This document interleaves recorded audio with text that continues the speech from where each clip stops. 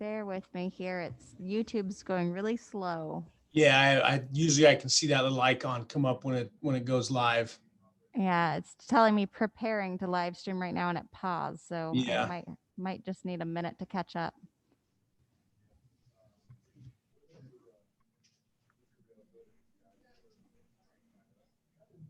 I'm gonna stop. Yeah. Okay, I'm gonna try it again.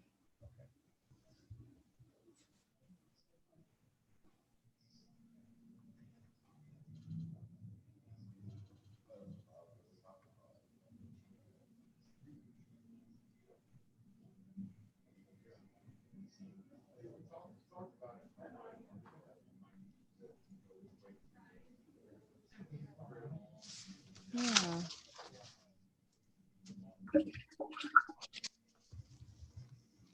Hi, Harmony. Glad you could join us.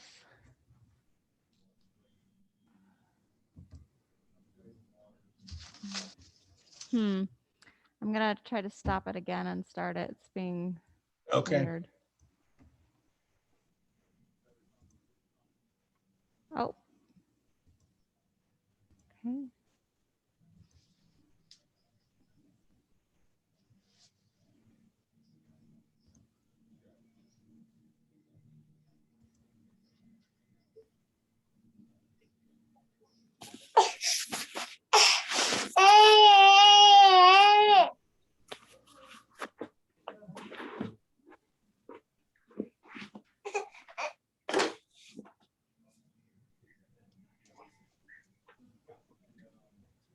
Well, it doesn't seem to be working. I can keep playing with it if you guys want to get started, and at least we're recording, so I can put up the recorded version after the meeting if that's the worst case scenario. If you guys want to go ahead and get started, I'll keep playing with it.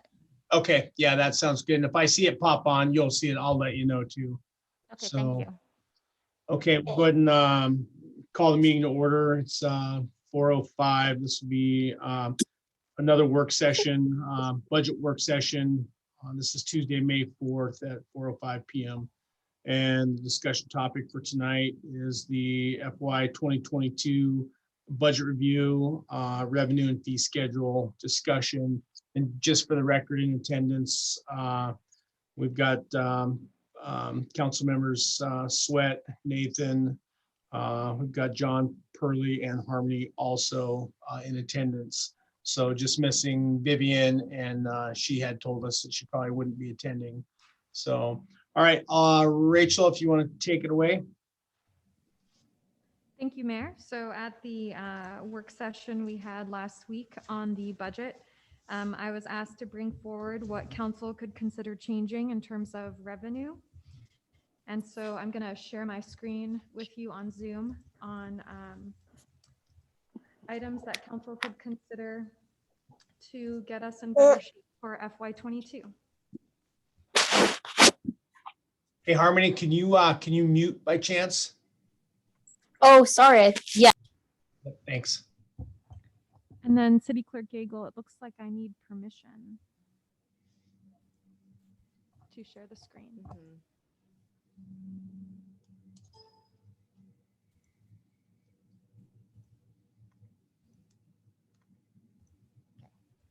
All right, let's see if we can do that.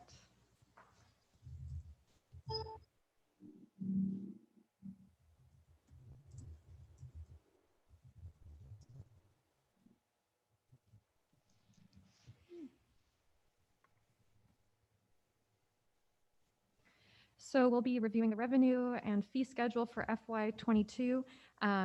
Items that are very quick for council's consideration at tonight's meeting. The first one that's coming up is the general fund.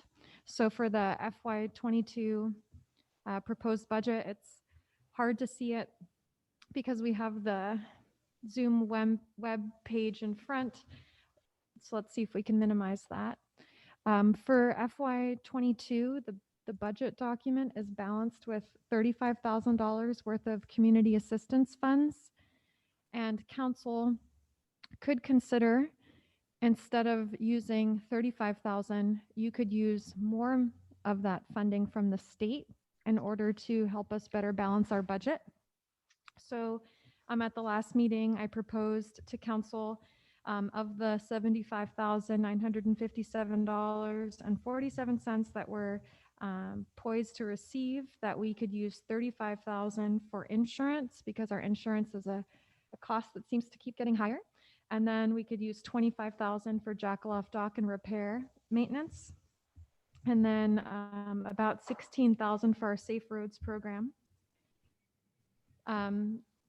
We could, instead of putting money towards the Safe Roads program and the dock, take the majority of that funding and use it to balance the general fund budget. So if you have your budget document in front of you, you could go to page 10, and you'll see that we're pulling about $51,000 from the AMLIP, from our savings, $51,055. But we could instead take the full amount allocated for council's consideration from the roads program, as well as from a significant portion from the Jackaloff Dock and repair, which could give us an additional $30,957.47 to help us offset what we're pulling from AMLIP. Now, doing this comes with a risk. I checked in with Senator Stevens and Representative Stute's office, because the community assistance program funding is always on the chopping block. And the staff members that I checked in with were pretty certain it would be funded 100% this year. But there could be something that happens at the very end of the session where they choose not to fund the full amount of the community assistance funding. So we would still be in this dilemma of having to pull funds from our savings from AMLIP.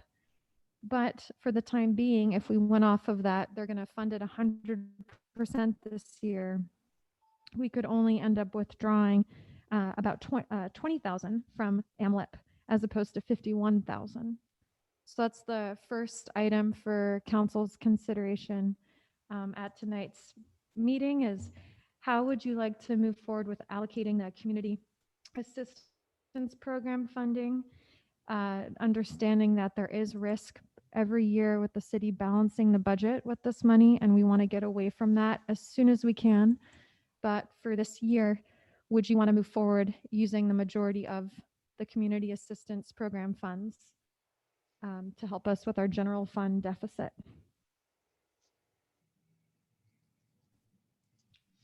Are you looking for comments? Yep. Anyone from council? And I can barely see you guys in the screen, so just speak up if someone wants to jump in. Mr. Mayor, Yeah, go ahead, George. if there's some, I think it's not just a danger of the fund not being, or that account not being fully funded. It's a virtual certainty from what I can see, the way the state budgeting process is going, and the rest of the country as well. It seems if there's funds available now, we should get them while the getting is good. And if we don't get them next year, that's good, because we should be standing on our own by next year.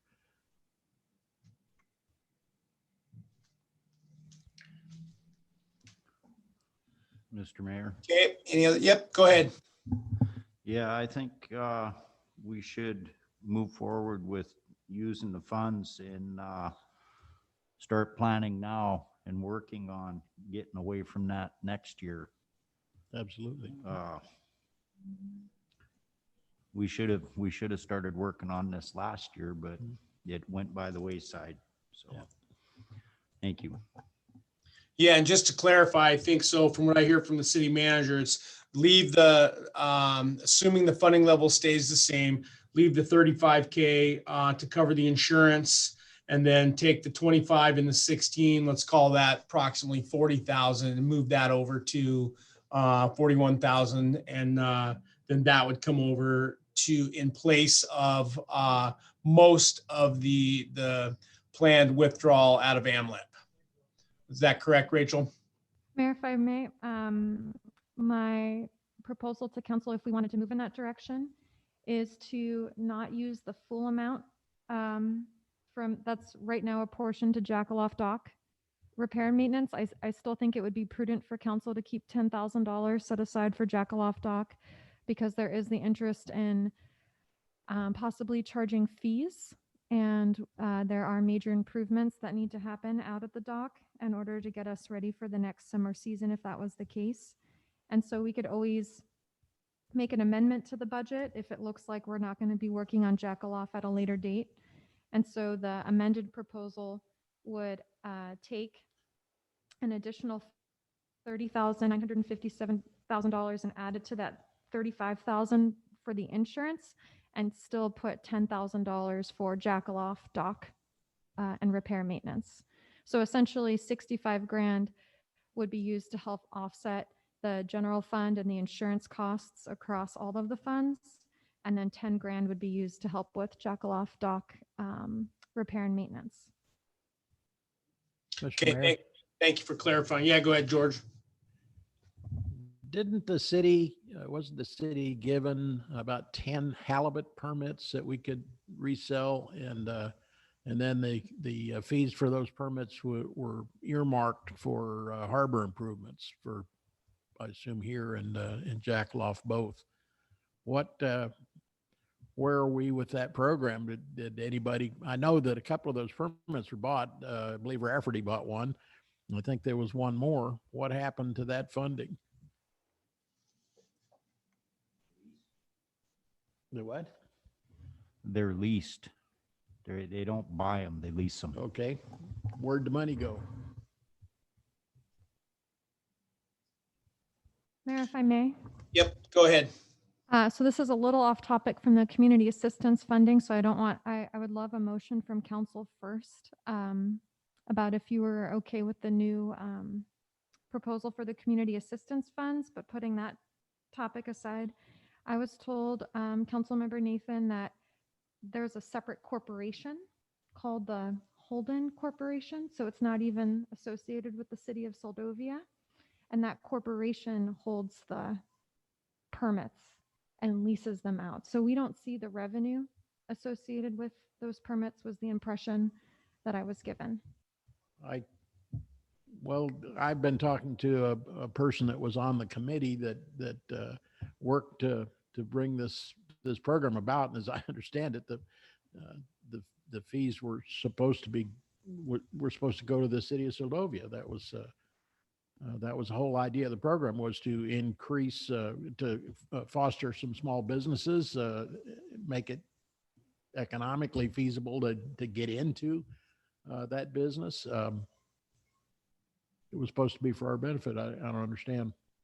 Yeah, through the mayor, Councilmember Nathan, I had a similar assumption, but it's maintained by a separate corporation. And then that corporation, the revenue they make, they use it to help maintain items like the harbor. Like I think the corporation purchased some of those dog poop containers for the harbor and other improvements that I can't think of right now. But the city itself doesn't receive that revenue. It's held by a completely different entity, and I could always have the harbor master follow up with you outside of this meeting on that topic. Yeah, and wasn't this program a grant from NOAA? I don't know. Okay. Yeah, it sounds like we might need some, maybe for a future meeting here, try to get that as an agenda item on one of our council meetings here to talk about, so we can get some background on that entire program, where it sits, and who and what exactly the entity is that controls all of that, and how the funding works. Yeah, I asked you a question, Mr. Mayor. Yeah, go ahead, Harmony. So can I bring it back to our funding, our community funding? So I agree with Rachel's statement that we should put some aside. My question, so you're gonna have to excuse my mom brain here. I just want to ask a couple of clarification questions. We are told, so we're operating with the assumption that we're going to get the proposed amount of money for this year, but we're not expecting to be able to get the same amount next year. So we're looking to allocate those funds for this year with an eye toward getting away from balancing our budget with them next year. So my question is, I think I like the later proposal where we maybe like kind of dug ourselves out of the hole a little bit. We balanced ourselves out and put some aside, earmarked some for the jackaloff, but put some towards savings. I think you said that, Rachel. And then my question is, in getting away from using this money to balance ourselves out next year, is that where you will bring into play renewed water fees and maybe other rental fees in the community? Maybe just raising the city's revenue points. Is that your end goal with getting away from balancing our budget in this way? Through the mayor, Councilmember Payton, I couldn't hear clearly everything you were saying, but I did get your question. And so the idea is if the city could get away from balancing any part of its actual budget with the community assistance program funding, then every year council, whatever money the state is able to throw our way with this program, we could then use that funding for capital projects where the city isn't balancing its budget, its operations of its budget that we have to have every single year with the funding. Instead, we're looking towards the future. We have these special projects, like for example, you had mentioned to me that you would love to see the wooden walkway on Lake Susan repaired. So that could be a potential capital project where the city council allocates a portion of the community assistance funds to it. But if that funding didn't come through, it wouldn't cause a hole in our budget and cause us to have to pull from savings, if that makes sense. That does make sense. So that's kind of what I was just trying to get clarification for. This is my first official budget session, so I just kind of learning where all the different funds are coming from. So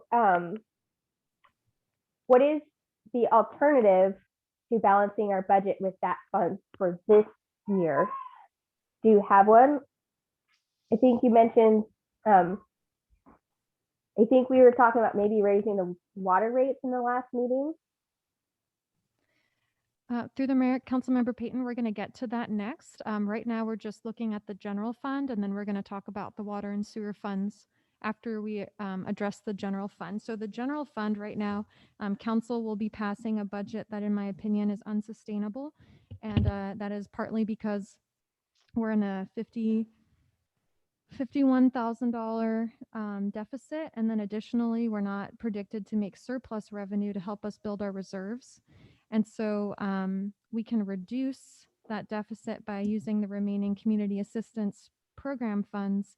And then for the general fund in the future, we're going to work at amending the budget through cuts and reductions in service. So that way we're not operating at such an unsustainable level.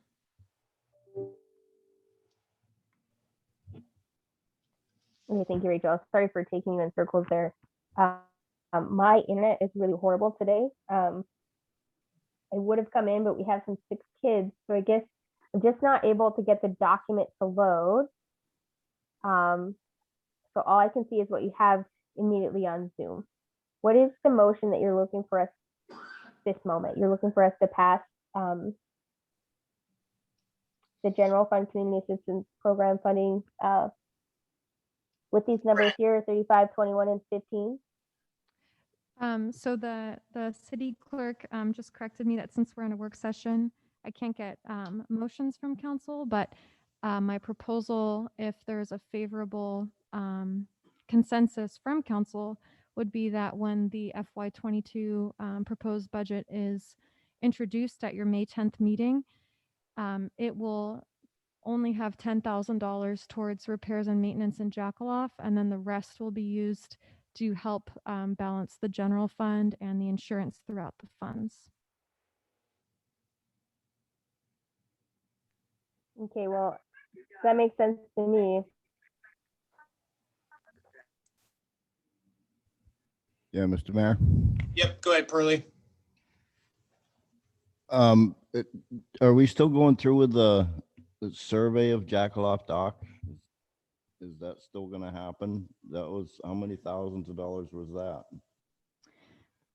Through the mayor, yes, council made a motion. So the appraisal document itself is 13,000, and then we had to pay a performance bond, which is basically a guarantee.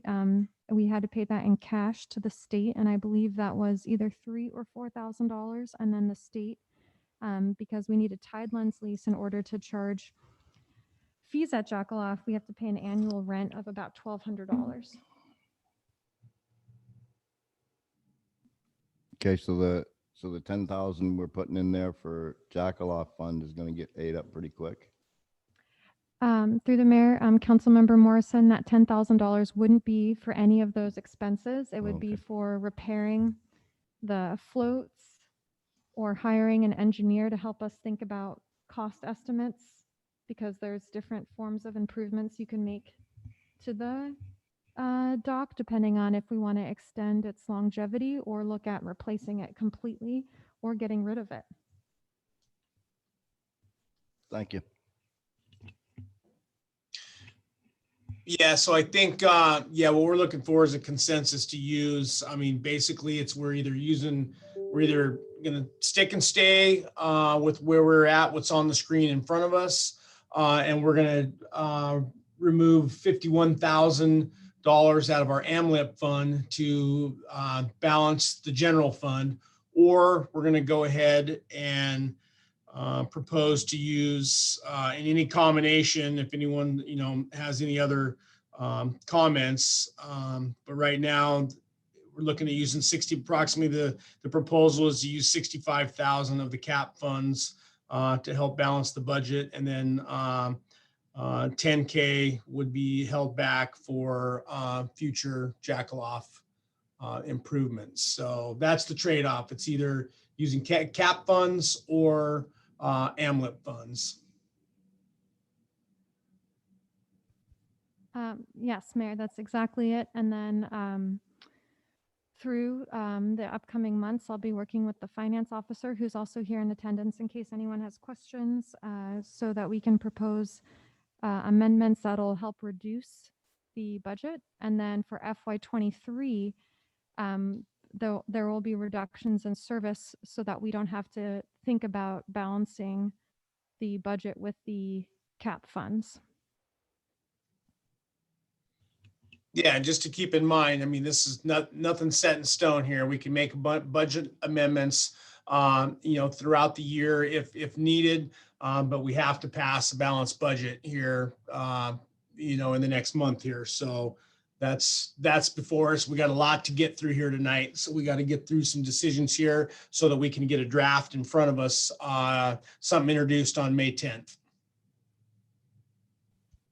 Correct, Mayor. So I will go ahead and I will make that proposed change in the FY22 budget document. And so that'll mean that ultimately we're not withdrawing from AMLIP as significantly.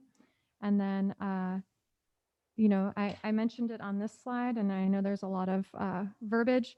So just to say that there's still the risk of those community assistance funds going away, even though there's confidence from both Stutz and Stevens' office that it'll be funded at 100%. I mean, they could still say, we want to cut this in half, and then Soldovia would only be receiving basically the amount we've already used to balance the budget. So we could end up having to pull from AMLIP anyway.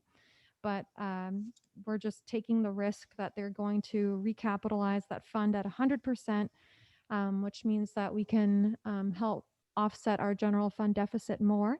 And then with the reduction in funding towards capital projects, something that's very exciting, and I hope there's more information in the coming week about, is the American Rescue Plan funding.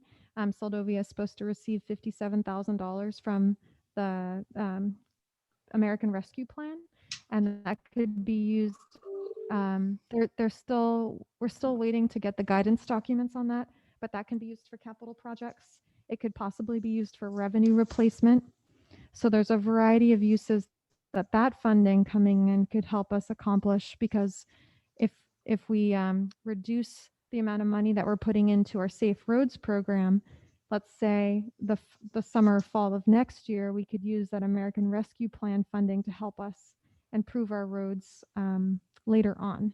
So it's a trade-off of, if we're not using the community assistance funds at this time for capital projects, hopefully the American Rescue Plan funds might be available for capital projects that otherwise we could have used the community assistance funding for. So that was the first decision point, was allocating the community assistance funding. Now we're going to get on to Councilmember Payton's favorite, the water and sewer rates.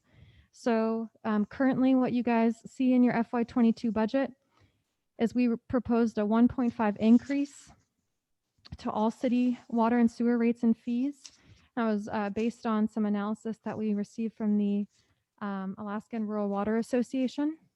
And then additionally for FY 2022, we assumed that we wouldn't be receiving 5% of the revenues we bill out. That's because they're delinquent payers, and just because you bill out the revenue doesn't mean, or bill out the fees doesn't mean you get the revenues or recoup those costs within the fiscal year.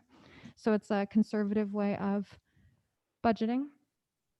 And so for the user charge, and I'm sorry it doesn't look bigger on the screen, if we stay at what we're currently proposed at 1.5% of water and sewer increase, we're predicted to make $161,364. If for FY22 council doubled that increase to 3%, we'd be at $163,750.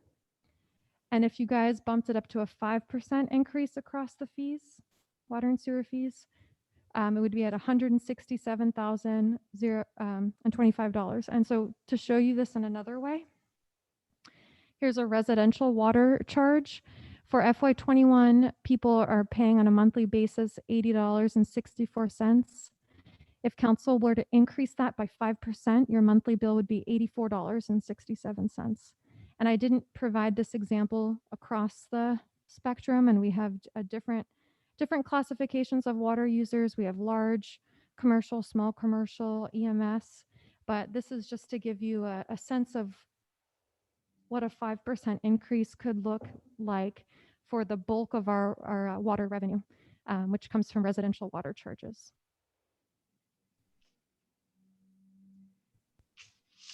So that's the water charge. And then additionally for the water special revenue fund, so that we could save money for the proposed FY22 budget, we initially had budgeted in there 3 turbidimeters, but instead we could purchase 2 this year and then 2 next year. So that could save us $1,000, which isn't a lot, but that's one of the immediate cost savings we could make. And then that would give us 2 somewhat obsolete turbidimeters that would be sitting on the shelf just in case the 2 that we didn't replace this year failed. So that's a way that we can save on the operating expense side of things.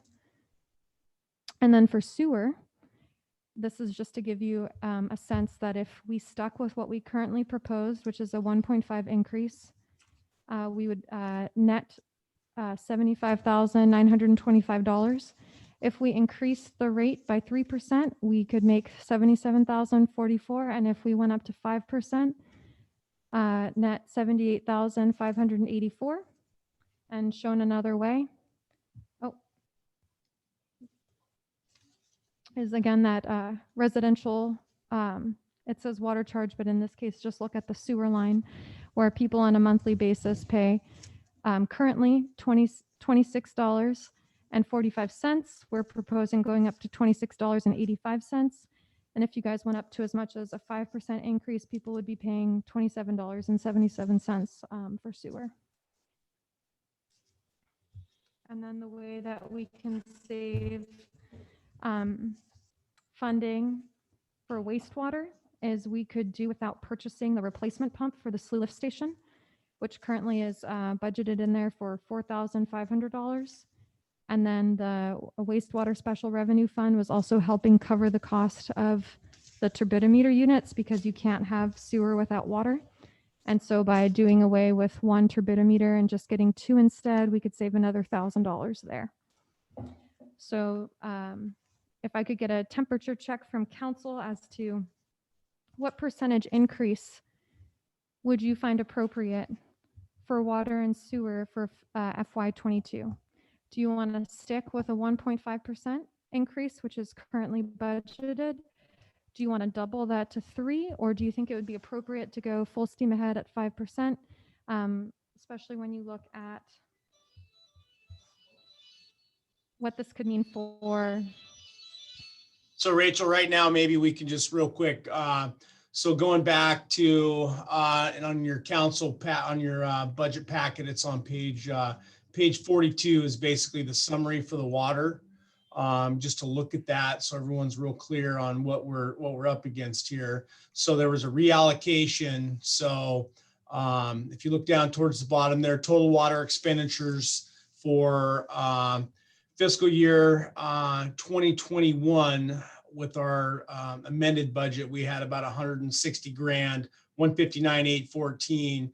And then the FY22 proposed budget, we're going to 230 grand. So it's basically 70 grand in expenses, an additional 70 grand in expenses over what we've been averaging here. And that's the reason, and that was all due to the reallocation of when we start looking at actual amount of burden on what the system is really costing us, the time, the equipment, I mean, just everything. And Rachel, you can jump in and correct me if I'm wrong here anywhere, but basically it just as a reminder, and George was out last meeting, so that's what happened. Things were realigned, and that's why you see that significant increase. Plus, we had the insurance cost. There's a number of things that were spread out over the various funds. So right now,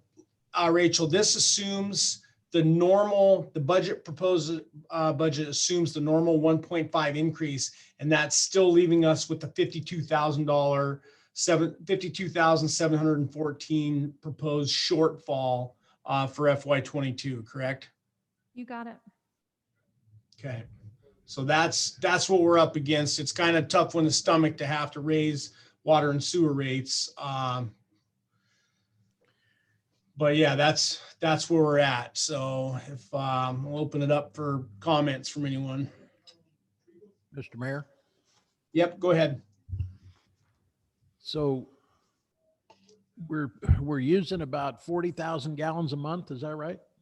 Isn't that what we ended up with after all the repairs and so forth? Is that our usage?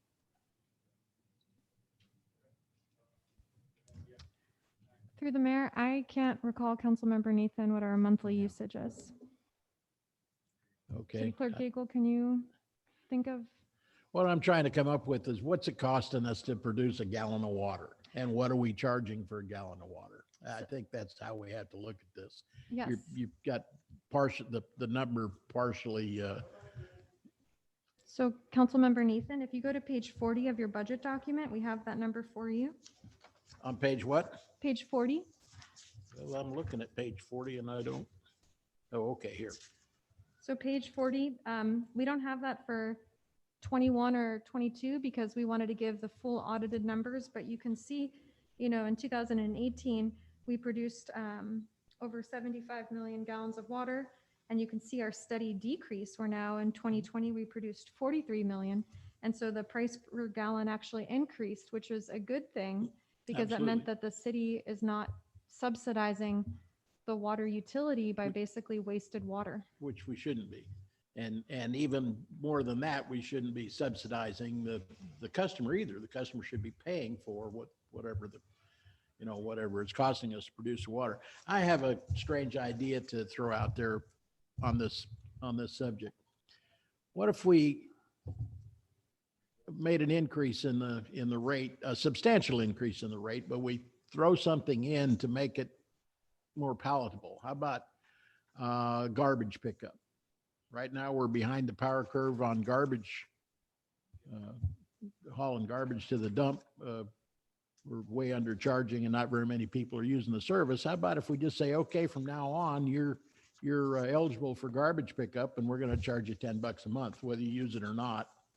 We'll stick it right on your water bill or whatever, and then we'd probably have to contract somebody to actually pick the garbage up. And we need to look at it pretty carefully to make sure that we actually would increase our revenue by doing this rather than going further into the dumper. But I think if we could come up with a way of showing that the customer's getting something in addition for his rate increase, it might be a little more palatable to him. So we're going to have to increase rates. There's no two ways about it. We're just talking about how much and how we can do it in a palatable way, I believe. We can probably all expect a lot of blowback on this from the citizenry, but I don't see that we have any choice. Well, through the mayor, the state of Alaska ranks all of the communities in Alaska to see how they rank in terms of charging user fees, and we're a low burden community. So technically we do not charge enough for our water and sewer system. And so that what you propose is an interesting idea. I'm hoping to have these discussions with council in the future so that way we don't make a rush decision today or with the adoption of the budget. But something I would love to see council's consideration on is building up a water reserve, building up a sewer reserve, building up our reserves in general so we can pay for major capital projects. Because another reason why your water expense for FY22 is so high is we have to help pay for a dam periodic inspection and cost estimation. Our dam, the water budget doesn't even reflect the maintenance needs that the state has been telling us for probably over a decade we need to make happen to the dam. So that in and of itself is for me a wake-up call as an administrator that we need to try and not only reflect the true cost of operating our system, but then also save money so that way the current generation doesn't get hit hard with these expenses that we could have been involving more generations of Soldovians and contributing to. Well, I think we're saying the same thing. And earlier in the discussions, I believe John said a very significant thing. He said, we should have started this last year. Well, it's this year now, and we're worrying about next year. I think we need to start talking about enhancing the revenues that we're getting. We're never going to get anywhere without getting some more money coming in, no matter what we do, whether it's rate increases or what it is. So, of course, the budget has got two sides: income and outgo, and then the outcome is the answer. So through the mayor, it does sound like there is interest in increasing the water and sewer rates more than what is just proposed for FY22, which is 1.5%. And because we're anticipating a $52,000, almost $53,000 deficit, I'm not sure if council would have interest in seeing go up to 3% or 5%, but initially or just looking at the bottom line, we'd be reducing that deficit by about $6,000 by increasing the rates. And again, just to show you what this would look like for a residential user, increasing the rates by basically $4 extra a month for FY22 if you went up to 5%, or $3 more, or a little under $3 for 3%, and so on. Well, I'll just give my 2 cents, given the unfavorable position we're in here. Yeah, it's about a cup of coffee. You're a little less than a latte, I guess. But yeah, the bottom line is, out of all the moral of all this story is we need to grow our population in our community is more than anything. So that's what's having a tremendous impact on all this is every time we have a shortfall, it rests on the backs of 204 people. That was our latest census for 2020 for the city of Soldovia. So, and there's a bunch of those that are kids. So it's probably falling on about 100 people to actually make up, all the shortfalls here. So in the future, the bigger picture I think needs to be is talking about growing our community. That's what we need to do to, start fixing these problems if we're ever going to be sustainable as a small community off the road. So, but yeah, I don't think we have any choice to do anything less than the 5% as an increase. That's just my opinion. So, Mr. Mayor? Mayor. yep, go ahead, Harmony. So I agree on the 5% for the current budget year. That I'm wondering. So at the previous meeting, it was stated that we were looking at raising the rate, 1.5 or 3 or 5% this year, and then maintaining at an increase of 1.5, barring another issue like this. My question is, you kind of just hit the nail on the head there. We have such a small community living within the city that are supporting this system, and there's a lot of people in the village area that use the system every day that aren't paying the same rate directly. I'm wondering, I feel like at one point I was talking to Layla about the fill up that we sell coins for, and you have to pay so much for a coin, but we don't really have like a meter on how much water is going out per coin. And it's such a nickel and dime small thing, but as we're talking about raising the price across the board to help support the system that's currently working at a deficit, are we taking into account those types of expenditures as well, down at the harbor and at the fill-up station? Because I'll say again, I agree that we do need to raise the rate to that number of 5% this year. Can't keep working in the hole like this, but we do need to consider how many people are using the system in its entirety versus how many people are actually contributing to the monthly expenditure.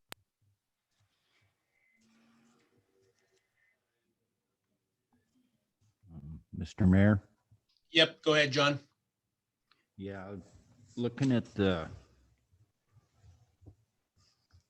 sewer rates is compared to Anchorage or pretty much anywhere else, it's like free. And if I remember correctly, we were told when the water project was done, DEC and the state is going to force us to get a new sewer system. And when that happens, people are going to be in for a shock because your sewer bill is going to go from $26 a month to $80 or $90 a month. And just the pumps are costing a major, 2 pumps cost just about all the money we get for a year. 2 brand new pumps plus the time to take them in and out, the freight bills. That's a whole year's worth of sewer bills.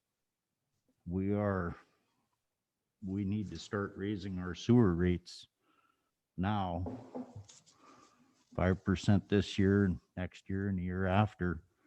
We need to get it up there because when we're forced to put in a new system, the price is going to go up drastically. And just like the water's going up, new systems, things break, they cost you a lot of money to replace. So we're just thinking about it, I think about it, we're just giving away our sewer system, or it's basically operating for free. And we're having to rob Peter and everywhere else in the budget just to fix it. So the rates need to go up on the sewer a little bit more than 5%. Thank you. Yeah, thank you, John. Any other comments for, let's do one at a time here. Let's do, so water. Any other comments on water in terms of increases for the proposed budget?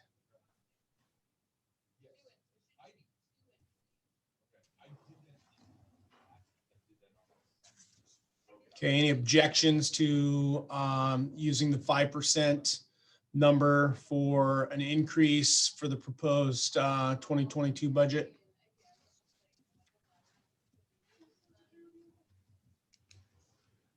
Okay, Rachel, let's plan on using the 5% increase number on the water for your budget introduction. And then let's go ahead and flip over to sewer. And just a real quick on the sewer, that's on page 45 of your packet. That one looks like we're taking about a $40,000 increase to expenses from last year from FY21. Still, unfortunately, leaving us with about a $51,000 shortfall for FY22. So we're pretty much in the same boat. One item I was going to draw your attention to was on the insurance. Oh, I didn't mark this one down. Utilities, insurance. Okay, yeah, insurance on both. The new allocation for insurance, that's on the bottom of page 44. In FY21, the sewer fund was responsible for $4,200 as its portion of insurance. For proposed FY22, it's gone up to $14,480. So the amount of time that's dedicated to water and sewer in our community is big. And basically it was about a $10,000 hit in the reallocation to each of those funds. So that's pretty substantial when you start looking through individual line items here at, when you start plucking out big numbers to find out, where that was. The other great big one was almost $20,000 increase in salaries and wages from 21 to 22. So between 20 grand in salary and wages and then 10,000 insurance, that's 30K right there of the $40,000 overage between last year and this year. So I just wanted to give everyone just a quick snapshot on that. And again, so we're looking at a $51,000 shortfall for FY22 in the sewer. So Rachel, I'll let you take that away. So then I guess the same question that Mayor Campbell posed is, I heard from one council member, there's an interest in seeing the sewer rate increase by more than 5%. And I could do a quick,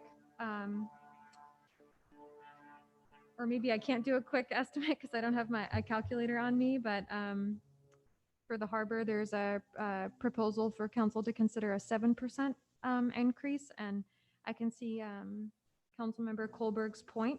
Our sewer system is definitely inadequate and not serving its purpose. And we are in line for evaluations to help us better treat the effluent of the community. And so I can see the reasoning for proposing an increase to the rates.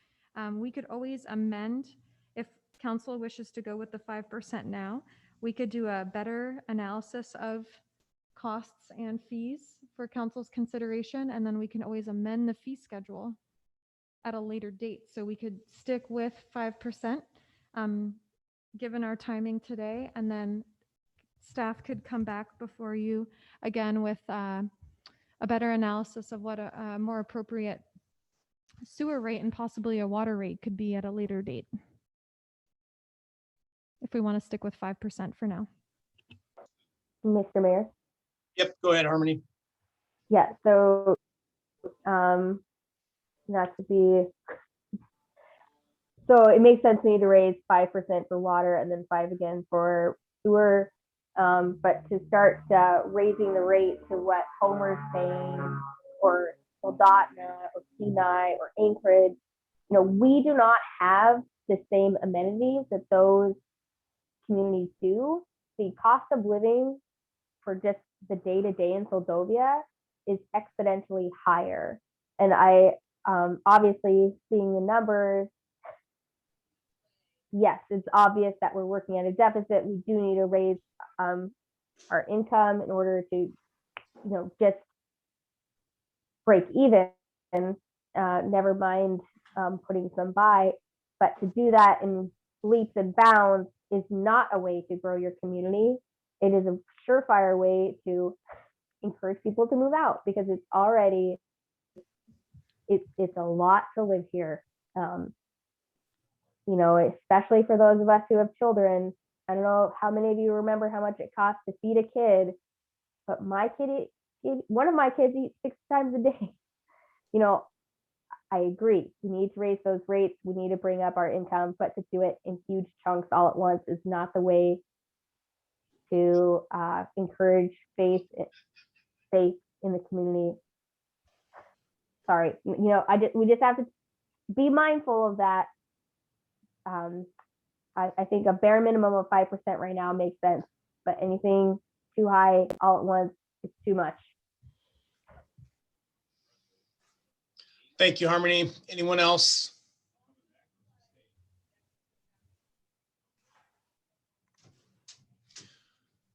Okay, so we're in the same position then.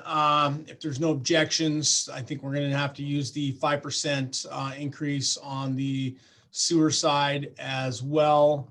So now we're up from 1 cup of coffee to 2 cup of coffee, or two lattes now. So hate to use that analogy, but it's unfortunately I have to.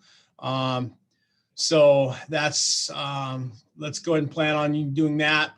Rachel, you can use the 5% increase, proposed increase.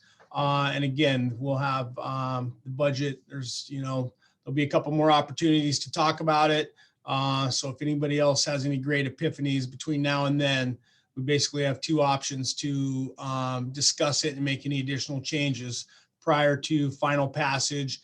And then, as Rachel stated, we can look at these obviously in a little more depth going forward, and then we can make some changes mid-year if we need to, globally looking ahead. So, okay, let's go ahead and plan on using the 5%, and then we'll move on to the next one here. Thank you, Mayor. So again, what you're seeing just here is the 5% increase on water and sewer user charges, but we're just going to do 5% across the board for all water and sewer rates and fees. So I just wanted to make sure that was clear, but the bulk of our revenue comes from the user charge. And another important thing to remember about the budget, for example, our audit is projected to cost us $37,200. That is because initially we were quoted, I believe for FY21, $28,000, and we were unprepared. So it ended up costing an additional $10,000. So I have a very capable team, a finance officer who's on it, as well as a city clerk, and we'll do better to make sure that our audit fees aren't increased as a result of being unprepared. And that would be a small, but still an example of a cost savings that can happen because of a more ready team. So it's just an example. Same thing with insurance. If we don't have any claims filed, granted, insurance costs just keep seeming to increase over the years. But if we can reduce our risks and liabilities as a city, again, we could possibly see a decrease in our insurance costs. So again, those are some of the big chunks of expenses that you're seeing on these funds, but hopefully we can just keep getting better and better to keep those costs as is or even lower them. So then the last big topic before you today in terms of immediate revenue changes council could make happen for the FY22 budget is in regards to the harbor moorage rate. So currently for FY22, and this is page 122 in your budget binder packet. Currently our moorage rates are based on the FY21 rate, and that's the rate is based on a per foot cost. And FY22, we assume that 6% of the revenues generated will not be paid back that current fiscal year due to delinquent payments. And something else you're seeing in FY22 that is not a regular operating cost is we're purchasing new safety equipment. And then we need to do improvements on the pedestals that provide electricity to boats. And maintenance on the pedestals is more of a regular expense, but the safety equipment, you buy it once, then we have to buy a little bit more next year. And then hopefully it's something that we don't have to look at for a few years. And I thought it would be important to draw council's attention to the fact that the boat harbor has been in a deficit since FY 2014. So it's been 8 years of being in the red, and the deficit is only growing. And so through Councilmember Rojas's request and in talking with the harbor master, what you see before you, the four columns, FY21 amended, that's just to show you the revenue we're predicted to bring in at that current rate of basically $26.54 a foot per boat. For FY22, we're looking at 141,340. If we were to increase the fee by 5%, we could bring in 148,407. And if we increased it by 7%, we could basically bring in $10,000 more than what is currently proposed for the harbor. And so if you look at it another way, in FY21, if you had a 32-foot vessel and you were looking to buy an annual moorage, you would pay $849.28. The same is proposed for FY22. But if you increased it by 5%, you would be paying $891.74. And at 7%, you'd be paying $908.73. And then in addition, $25 in tax on top of that. So in comparison, because I think something that Soldovia is sometimes worried about is through the increase of rates, we might lose people to Homer. But a 32-foot vessel in Homer costs you $1,816 plus $142 in tax. So for almost $2,000, that's what you're at for Homer.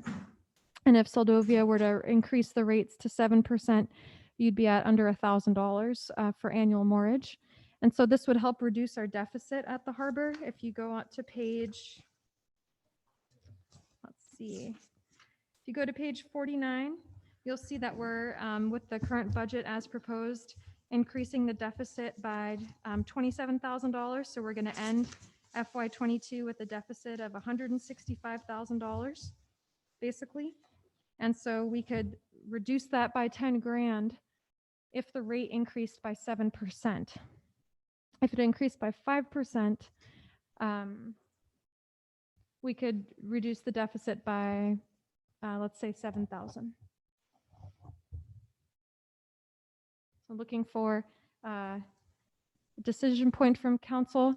You already addressed the water and sewer rates increase, but how do you feel about the harbor moorage fee increase? I'd support 7%. I agree, Mr. Mayor. I Okay. agree, Mr. Mayor. Okay, yeah, and we've talked about this. I mean, I know it sounds like it's easy for us to make some of these decisions, you know, talking about the 7%, but we've known for years and years how low our harbor fees are. Now, granted, yeah, I mean, $1,000 is a big difference, and even if we went up, you know, more than, I'm not advocating for more than that right now, but I think it, you know, in the future we'll have to continue to talk about this as our, you know, our floats. I mean, we've got floats right now that are in sad shape, literally coming apart. I was down there walking the other day, and there's some rough safety stuff starting to happen down there. So I think this one's also going to have to come back after the budget cycle to talk about. And I think Layla's going to have to do some serious work and a serious presentation on the reality of what our float system looks like, because we've got slips down there now that I don't even think we can rent because they're in that tough a shape. So we definitely need to do something here. I don't think we can do any less than the 7%. So and anybody else, any other comments on the 7%?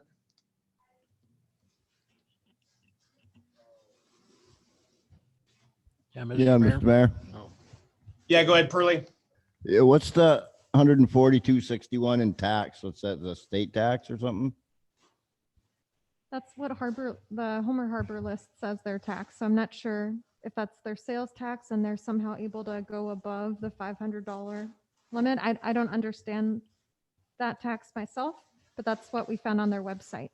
So that tax ain't nothing that we're gonna work into our program. We're just gonna do a flat 7%.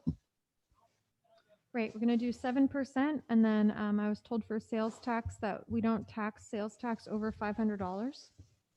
And so the most someone could pay is $25 on top of that. Yeah, I've been hearing for years that we're the lowest in this around this area for our slip fees and stuff. So I don't think it would hurt us too bad to go up to 7%. Mr. Mayor? Agreed. Yep. Go ahead, John. Yeah, I agree with the 7%, and the 5% sales tax will probably only apply to those people that pay for a whole year at a time. Once they figure that out, they'll pay for a year and all they pay is $25 in tax.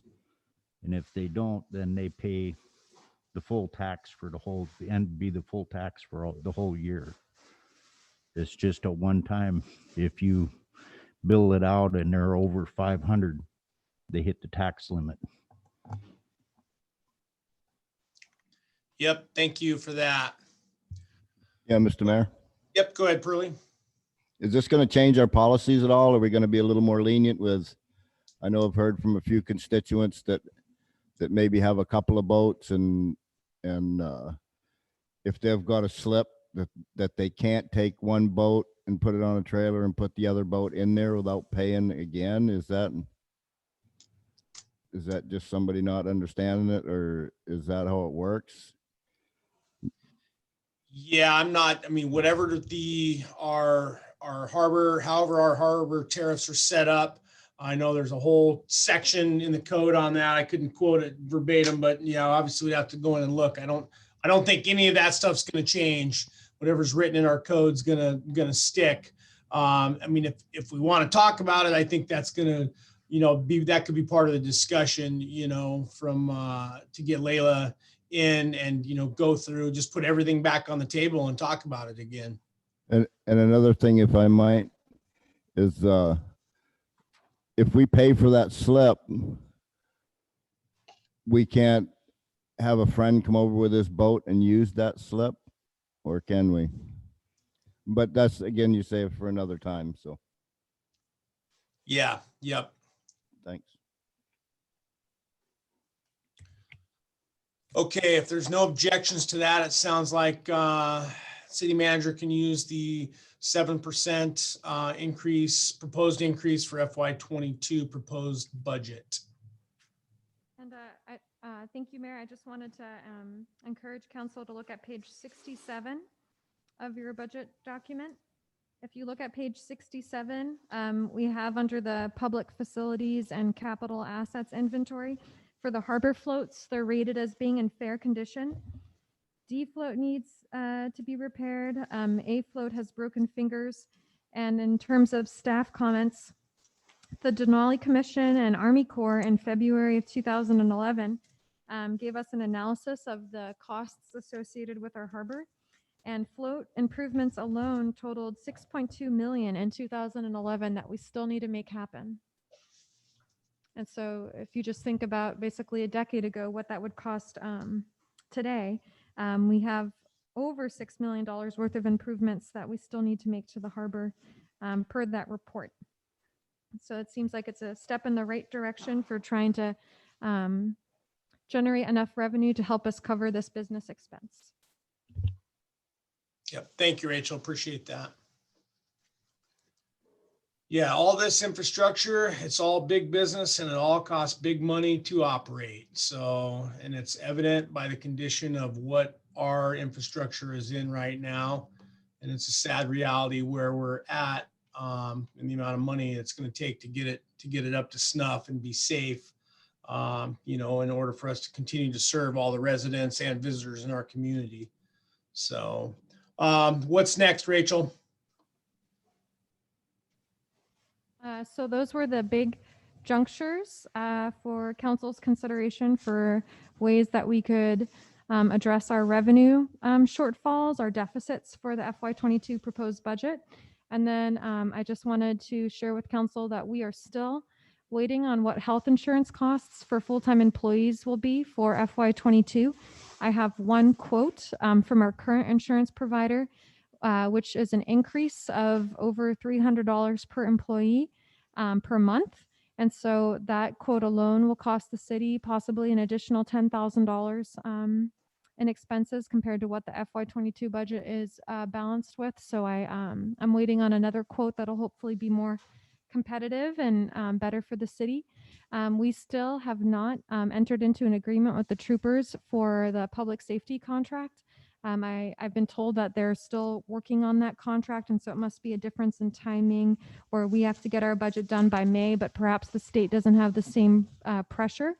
And so right now we're just assuming the state is going to give us the same amount of money that they did in FY21, which was $20,000, but they could perhaps reduce that. So that's another consideration for council, as well as the fact that Jackaloff Dock currently does not have marina insurance. We declined insuring the dock for marina insurance. Our harbor does, and in FY22, that expense is forecasted at $6,000. And so I don't anticipate Jackaloff Dock's marina insurance to cost that much, but given the age and state of the dock, that could be an additional expense that currently the FY22 proposed budget does not reflect. So the budget document, I'm sure council has known over the years, is administration's best attempt at trying to predict all of the expenses and give you guys a sustainable or balanced budget, and things change. So those are just three of the bigger points that we're still waiting on additional information for. Thank you. Thank you, Rachel. Yeah, and it looks like the health insurance costs, I mean, all that stuff, obviously, when it comes to fruition here, we'll have to deal with all of this in additional budget amendments if and when the time comes. So, okay, is that all that you had for us then this evening, Rachel? That is, as well as just thanking council for working with staff to come up with solutions to our budget. It may seem bleak, but I've been told by prior staff that were here before me, since I've only been here for 4.5 months, so it's hard for me to take into account the full picture of the city with my limited experience, but I've been told that council's been doing a great job at trying to get the city and our operations and maintenance and our fees more aligned with what we need in order to be sustainable. So this may seem very painful, but we have to work through it. And now we have a target or a few targets to look at for how we can improve how we're operating the city. So I just want to encourage council to hang in there with us, and we're just going to take this one step at a time in order to provide the best service to the public. And with that, if there's any questions, please ask away. Yeah, Any Mr. Mayor. Yep, go ahead, Pearlie. Yeah, I thought under our last city manager, we done something with the insurance. We changed policies and had some kind of great discount. What happened to all that? And as far as Jackaloff Dock goes, I'm under the impression that we will never be able to lease that property. I heard that through the harbor master, that would never happen. why are we hanging on to that dock? Can we just abandon it? It's just a money pit that it's great. I love it myself. But, you know, at some point, if we can't develop it into some kind of camping area, utilize the dock, nice guys finish last in this world. And I think we're just taking on that expense to be nice guys. So just a question. Thanks. Thanks, Burley. Any other comments or questions for city manager? Yeah, Mr. this Mayor? is John. Go ahead, John.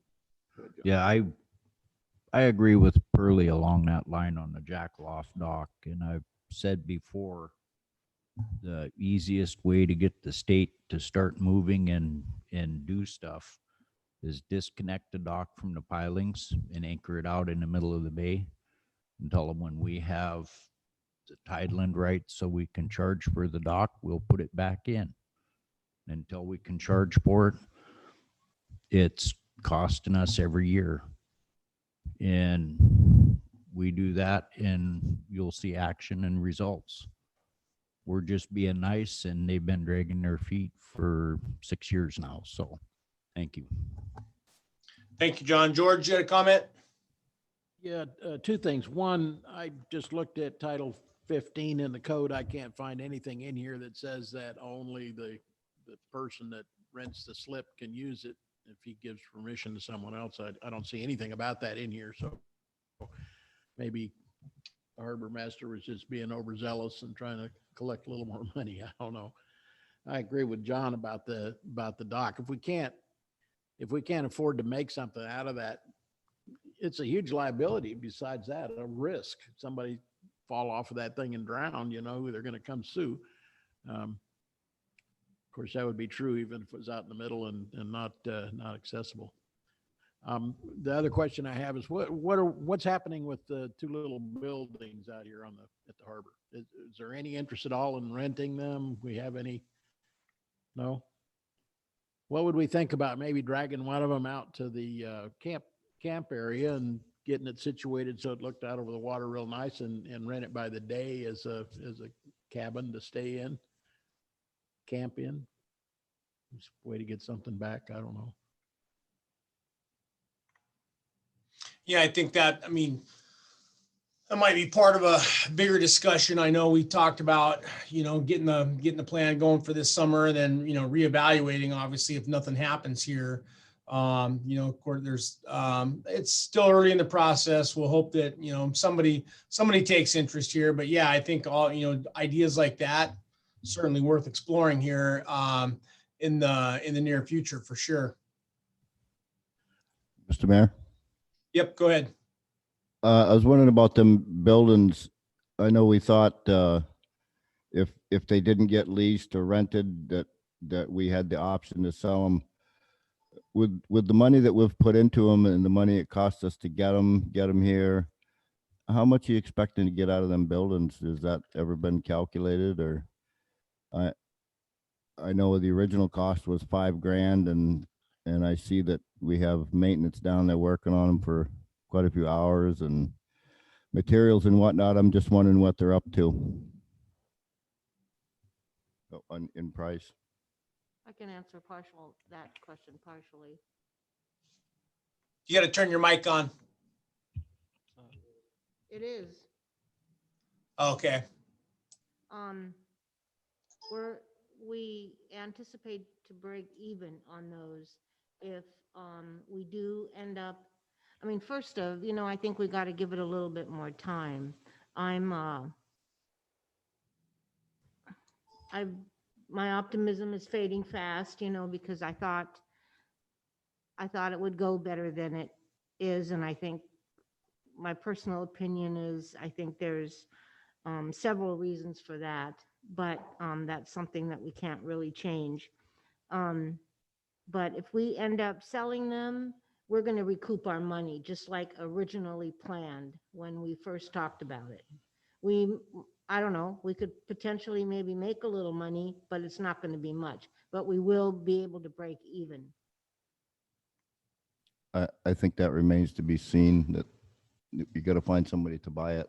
And then at a Oh, I don't reason- think we'll have any problem with as many Okay. people as are moving out the road.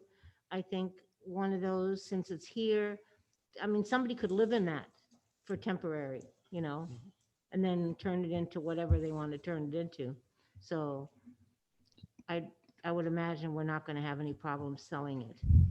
But I could be Yeah. wrong about that too. So I don't really know. We'll have to Thank you. wait and see when it actually happens.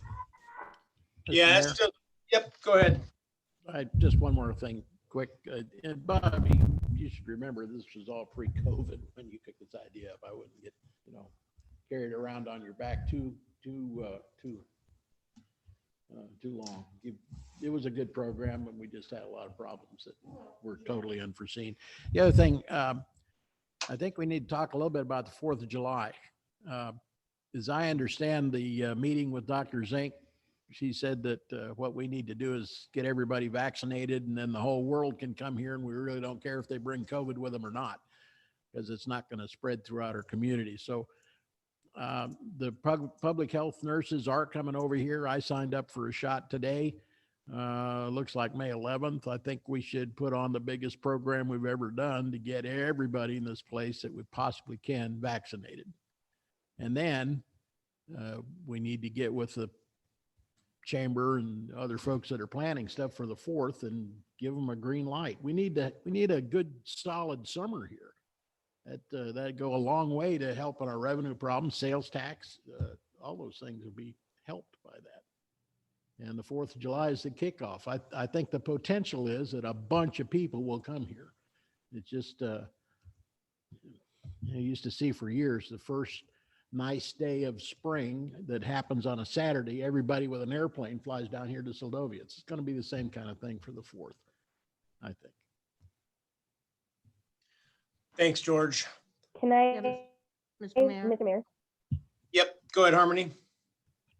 just really quick, I don't know how we got on the subject of the kiosk, but I think that George kind of hit it on the head with, there's a lot of things that happen that kind of put a wrench in that, but I don't think we should abandon those, I don't think we should run scared. I know that the council has had a lot of grief. I think that we should have a little faith in ourselves on those.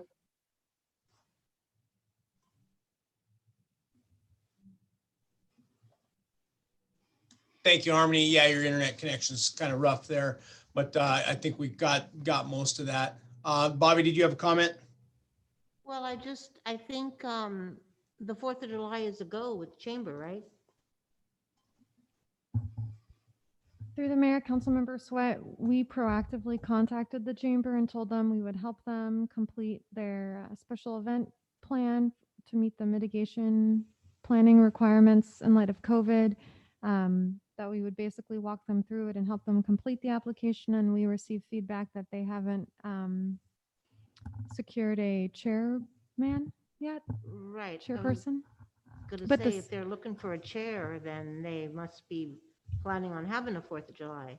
Right. So the city isn't doing anything to hinder anything 4th of July. We're very pro 4th of July. Right, And that's what I thought. yep. And just like Councilmember Nathan said, we're expecting to get information and messaging from the public health nurses that we can use to promote their visit to Soldovia, because it doesn't matter how people get the vaccine, it's their choice. And so we'll of course promote SVT as well as the public health nurses coming, because exactly what Dr. Zink said, as long as our community is safe, it helps us ensure that we don't have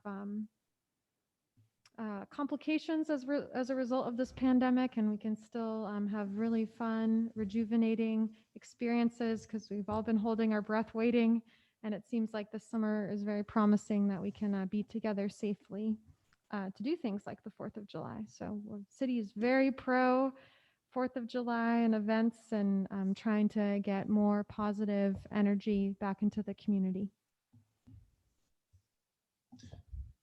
Thank you, Rachel. I appreciate that.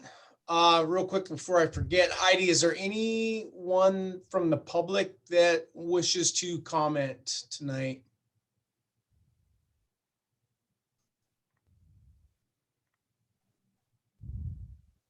Mr. Mayor, we do not have anybody from the public in attendance this evening. Okay. Sounds good. Sounds good. Okay, well, it looks like, I think we'll go ahead and wrap this up. It looks like we've got a lot to talk about going forward.